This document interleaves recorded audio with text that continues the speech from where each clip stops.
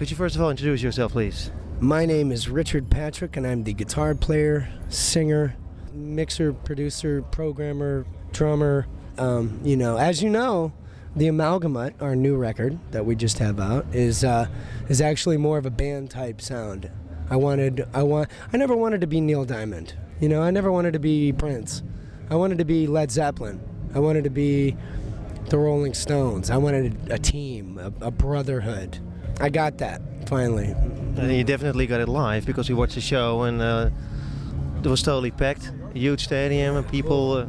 Yeah, the kids were great. The audience, they were on. Do you see them all doing this thing, clapping above their heads? It was awesome. Yeah, especially in the beginning when you were like, "I'm going to marry a Dutch girl and live here and have a zillion of kids." Yeah, absolutely. You like Holland? I love Holland. I think the people are wonderful. I love the cities. I think the music scene's awesome. Take a look around. I mean, you guys got something beautiful here. You really do. Yeah, especially the weather. Oh, the weather's not. Well, the weather. I know it's rainy, but it's got to rain. You need the green. You need the green trees, don't you? Yeah, we're sitting in a puddle of mud actually here. But, we're talking about your new album. When you set out to make it, did you have a special idea?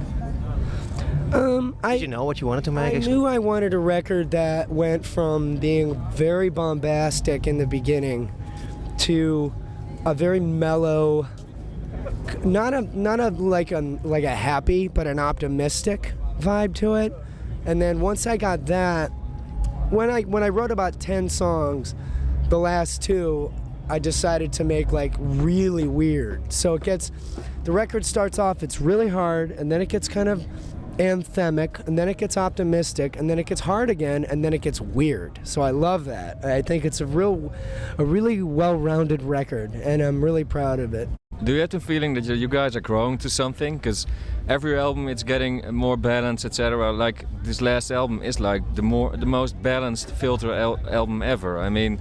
Yeah, absolutely. No, we're definitely growing, and I think that the main reason for that is I decided on title of record that I wasn't going to limit myself musically, and I mean, let's face it, I'm not like bragging or anything, but my voice can be super heavy. I can scream with the best of them, but I can almost sound like boyish, or like a chorus, like a choral, or I can get really soft, and I think that is important in music. I think my favorite bands have always been like the Smashing Pumpkins or Jane's Addiction or Led Zeppelin or someone like that. They can be heavy, and they can rock with the best of them, but they can also mellow you out in such a way that you feel like your heart was touched.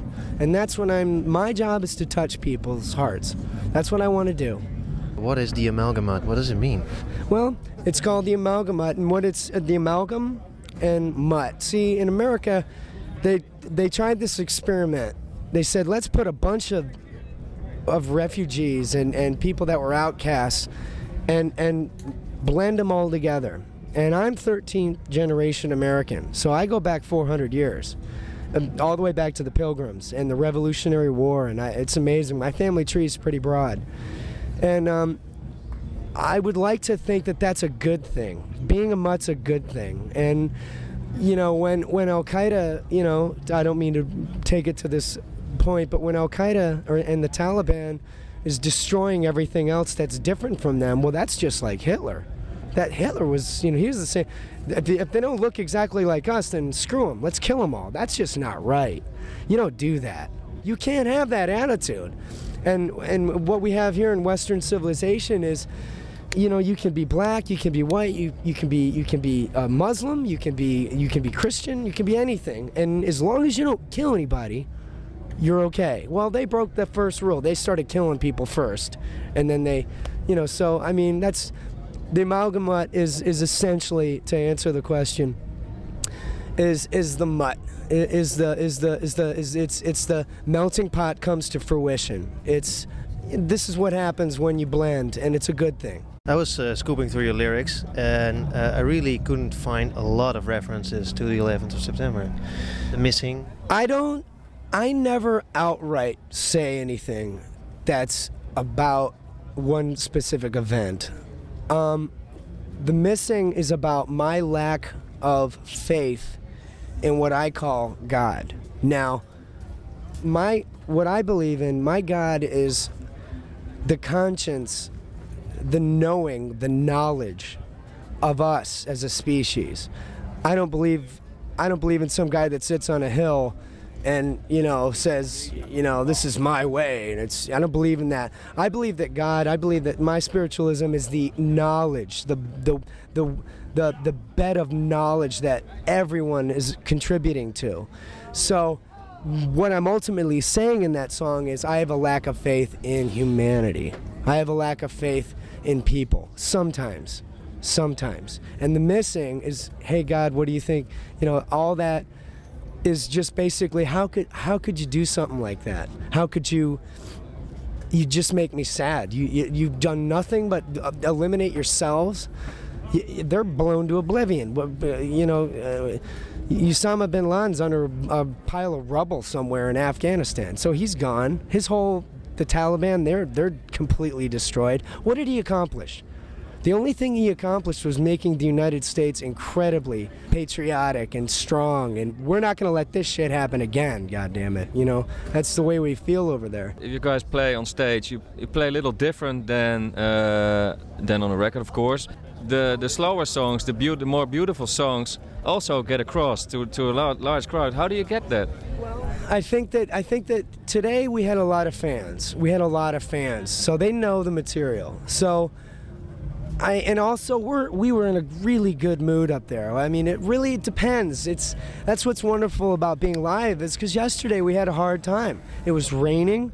The kids were just miserable. They were just not, and I understand. They had been out in the rain all night, and their tents were washed over. They had flooding where we were. So, we're up there. I'm going, what the hell? What am I supposed to do? I mean, I feel like serving you breakfast. I feel like making something for you. And it didn't happen. So, but that's it. That's live. Sometimes my voice is hoarse. Sometimes a guitar amp will blow up. In fact, I had monitor problems today, but that's what you want. I like it when Bono comes out and he's a little hoarse, don't you? And he's like, oh shit, can you help me with this one? I love that. Otherwise, you would just put on a record if you want the perfect sound. You want to see us fuck up. You want to see either fucked up or fuck up. Which one do you want? Number 4 song on the record, I think, is like the heaviest song on the record, as far as the chorus and the opener is, like the really bass riff it is. Could you tell something about that song?